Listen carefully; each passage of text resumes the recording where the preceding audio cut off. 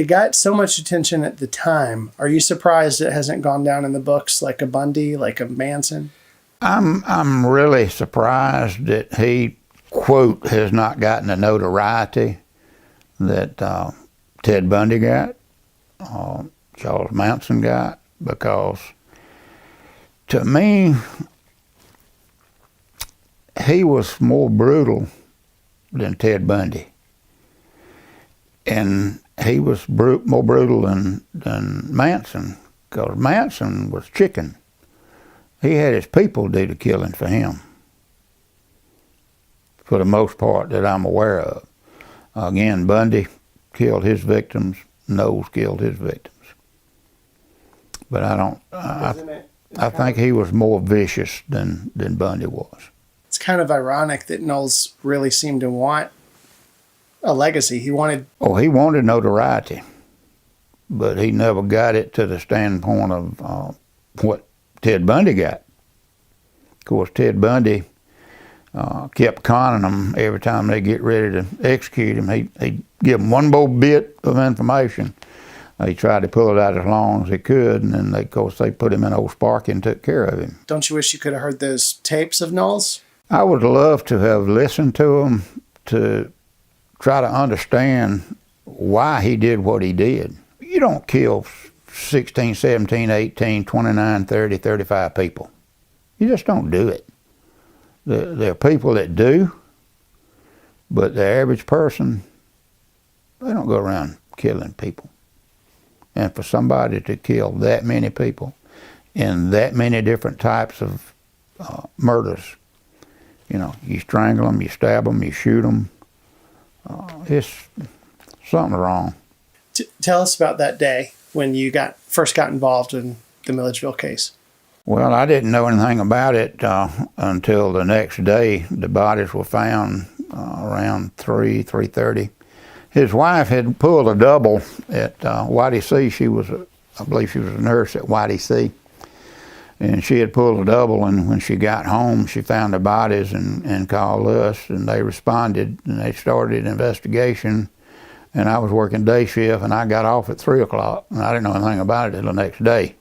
The next day I went to work, and that's when the chief called me in and said, "I want you to work on this, follow up on these leads, and et cetera." And that's when we started sending out teletypes and following up on all that. The GBI was involved.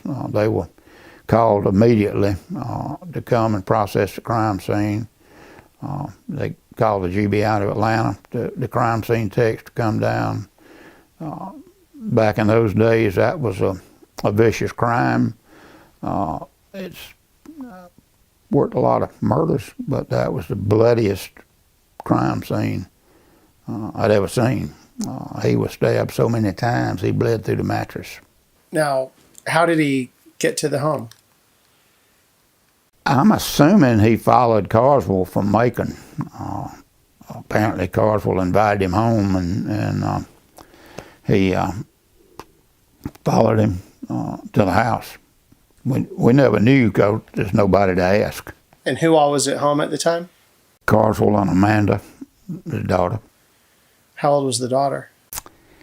I don't know, 15, 16, 17. I'd have to go back and dig into it, but she was a teenager.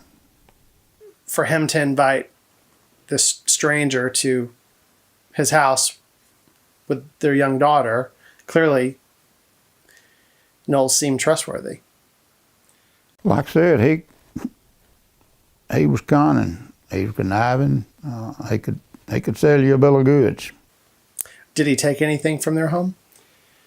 Took a Jonathan Seagull ring, took some other jewelry, took a sport coat, and several other items which were recovered in Florida in the car that he abandoned when he had kidnapped the girl down in Florida. That's how we got involved in it. Where did he go from here? Went back to Macon, I reckon, spent the night, and then he started traveling again. We could put him in Atlanta, we could put him in Atlantic Beach, we could put him in Jacksonville, put him in West Palm Beach, put him in, numerous places after that. Looks like he committed these murders in Milledgeville got the stuff, and just moved on. That's what most of them do. They don't hang around. What was he traveling in from here? Do you know? Have no idea. Don't know how he got to Millersville or how he left. Can't exactly take a plane or a train to Milledgeville. Maybe you can, but not to a lot of walking. Yeah. And of course, what makes it so bad is trying to define it. Traveling criminals, until you find the crime and you know it happened at a certain time, that criminal could be 200 miles down the road. And nowadays, like I said, it'd be a lot different working this case today than it was 45 years ago, because you had to wait for the credit card receipts to come in. Now you get on the internet and you got instant copies. What was different about the credit card receipts back then? Well, do you remember credit card receipts where they had to put it in the machine and slide it?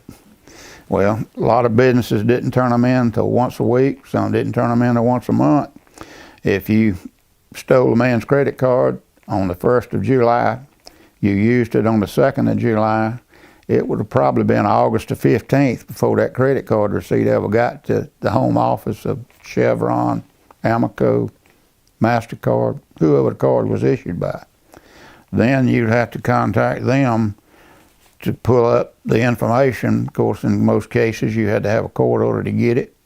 Nowadays, you get a court order, you get on the internet, boom, you've got your instant information. You don't have to wait 45 days to get it. So you think it would have been much quicker if something like that happened now? Oh, a lot quicker. You can find it, like I said, instantly just about it.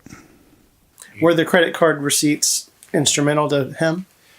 Well, it was, as far as building the timeline on where he was and when he was. Like I said, we've got receipts from that when the card at West Palm Beach recovered. We did a timeline. That's the reason we know how many states he was in, how many cities he was in, because he used the credit cards. I know he used 2 different credit cards. One was Mr. Golden, who was from Meigs, Georgia. His card was stolen in Macon around the 1st of November, I think. And the other one was Bates from Lima, Ohio. So I know he killed Bates. I don't know about Golden. I don't think he killed Golden. But he killed Bates and from Lima, Ohio. And 90% of the receipts we had were from Bates. He used his credit card. He went to the Holiday Inn. Apparently he preferred the Holiday Inn for some reason, because most of the receipts were from Holiday Inns. You had mentioned that crime scene here in Milledgeville. Do you remember anything? What stands out about it to you? You'd mentioned all the blood. Mm-hmm. Anything else? The bedroom door to Amanda's bedroom, the door facing was kicked in. She tried to barricade the door, and he kicked the door facing off. Remember that. But other than that, it looked like a normal house. So maybe what I would to me, that sounds like he probably killed the dad first. Oh, yeah. Probably woke her up. Him hollering, I'm sure when he was stabbed, he hollered. Probably woke her up. She saw what was going on, tried to barricade herself in the bedroom, and he turned and went after her. Strangled her. When you hear the name Paul John Knowles, what goes through your mind? How many people have still not been identified as victims of Knowles? You believe there are more victims out there? Yeah. How many? I have no idea. People, serial killers, they kill a lot of people. You find some you don't. And we know that Paul John killed 17 at least connected. I would say more, but I know he killed 7 in Georgia. He killed 2 in Milledgeville, 2 in Hawkinsville, 2 in Macon, 1 in Houston County. Killed, I know, 4 in Florida, 2 in Alabama, 2 in Nevada, 2 in Connecticut that I know of. And look, you were talking about doing your research in that short amount of time. How many states did you track him in? Based on credit card receipts, we tracked him through 33 states and 54 cities. You think he killed somebody everywhere he went? I would most likely bet on it. Why is that? Well, you've heard the old saying, leopards don't change their spots, killers don't change their MOs. So kind of describe what you think might have happened as he moved from city to city. He was a con artist. He could con you out of your wallet, your watch, your car. He was a smooth talker. Some people identified him as a ladies' man. He was brutal. He was mean. He was vicious. He's just, thank God we don't have a whole lot of them around.